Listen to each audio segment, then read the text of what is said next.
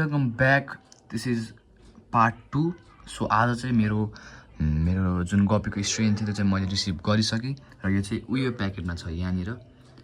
र यो गपीको स्ट्रेनको नाम चाहिँ इम्पेरियल ब्लू डम्बोयर ड्रागन रोज टेलमा। यो चाहिँ एकदम राम्रो क्वालिटीको छ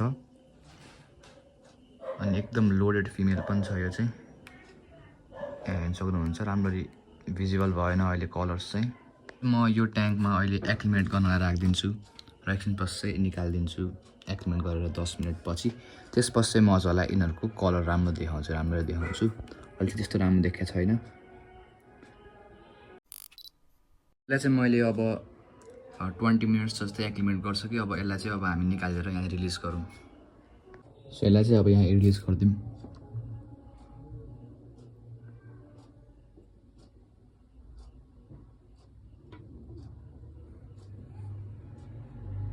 ल, यिनीहरूको कलर चाहिँ एकदम राम्रो छ। हजुरलाई चाहिँ अब म यहाँ लाइट निभाएर अनि यहाँ फ्ल्यास लाइट बालेर देखाउँछु।